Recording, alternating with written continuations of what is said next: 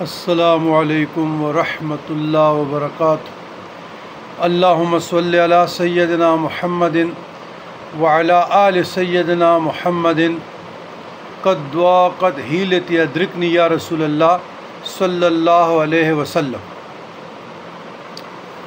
برادران اسلام،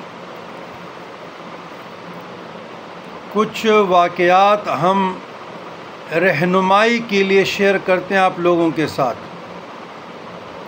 یہ وہ واقعات ہوتے ہیں جو ہم پر بھی ان کی وجہ سے ایک عجیب کیفیت طاری ہوتی ہے، تو ہماری کوشش یہی ہوتی ہے کہ اور مخلوق خدا اور حضور آقا کریم صلی اللہ علیہ وسلم کی امت کو اگر اس قسم کے مسائل درپیش ہوں تو وہ صبر اور استقامت سے رہے۔ ہمارے ایک عزیزم ہے، سندھ سے اور انگلینڈ میں سیٹل ہے، ایک اچھے عالم دین ہے، اور اس کی شادی ایک علمی گھرانے میں ہوئی، اور اس کا سسر بھی ایک بہت مشہور اور معروف عالم دین گزرے ہیں، اور ماشاءاللہ مولانا بذات خود بھی بہت پیارے انسان ہے، انگلینڈ میں سیٹل ہے۔ وقت گزرتا رہا، مولانا انگلینڈ چلے گئے، سیٹل ہو گئے، اور اللہ نے 3 بچوں سے بھی نوازا۔ پھر بچوں کے اصرار پہ اور خود بھی اکیلے ایک نیک پرہیزگار متقی آدمی بیگم کے علاوہ تو رہ نہیں سکتے تھے، تو اس نے انگلینڈ اپنے بچوں کو بلایا۔ وقت گزرتا رہا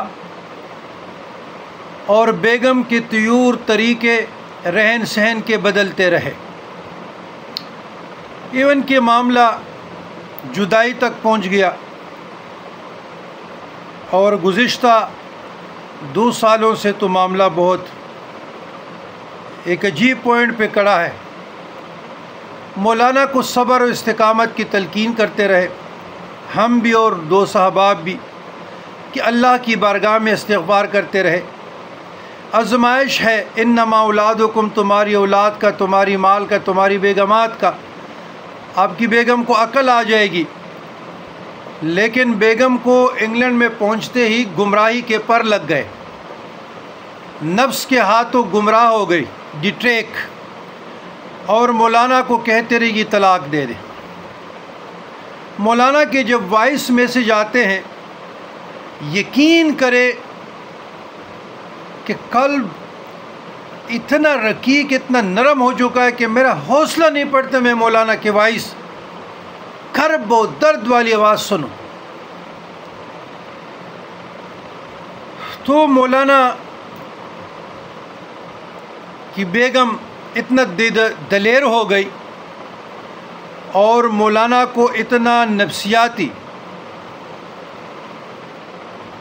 طور پر اتنا ٹینشن، ڈپریشن دے گئی کہ مولانا کو سمجھ نہیں آ رہا میں کیا کروں۔ گھر برباد ہو رہا ہے، اور جن کے لیے پردیس میں تھا اور جن کے لیے خواب دیکھ رہے بچوں کی تربیت ہو جائے گی، تعلیم ہو جائے گی، رہنمائی ہو جائے گی، ہمارے لیے صدقہ جاریہ ہو جائے گا، آج وہ بچے بھی ماں کے ہاتھ یرغمال۔ مولانا کو ایک ہی بات بیگم کہتی ہے کہ یہ طلاق دے دیں، میں نے شادی کرنی ہے۔ اس بدبخت عورت سے کوئی پوچھے کہ آپ شادی میں نہیں ہیں، آپ نکاح میں نہیں ہیں، اتنا پاکیزہ متقی آدمی جس نے اپنے زندگی کے 20 سال حسین آپ کو نظر کیے، دن رات ایک نہیں کیا، اس کے نفس سے اللہ تعالیٰ نے 3 اولاد آپ کو عطا کیے۔ اب اس کو یورپ کی ہوا لگ گئی، اس کو پر لگ گئے، اس کو آزادی نصیب ہوئی کہ یہاں تو مجھے کچھ کہہ نہیں سکتا، گمراہ ہو گئی۔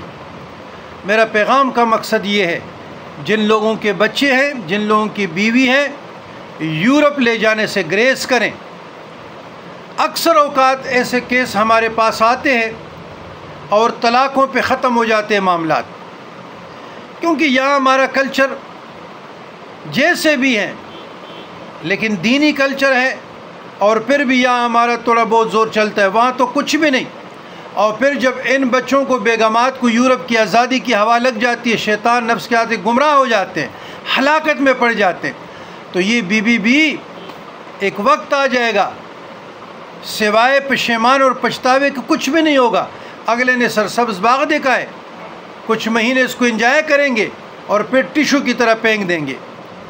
تو اگر آپ اس قسم کے 7 بر اعظموں میں مسائل کے شکار ہیں اور آپ لوگوں کو سمجھ نہیں آ رہا، وہ مرد ہو، میل یا فیمیل ہو، تو یہ جو مشائخ عظام ہوتے ہیں، علماء کرام ہوتے ہیں، اسپرچول لوگ ہوتے ہیں، اب ہمارے ساتھ مشورہ کریں۔ اگر آپ کا ذہن معاف ہے اور آپ ڈپریس ہیں، ڈپریشن میں چلے گئے ہیں، سمجھ نہیں آ رہا، بے بسی میں ہے، بے چینی، گھبراہٹ، خوف بڑھ چکی ہے،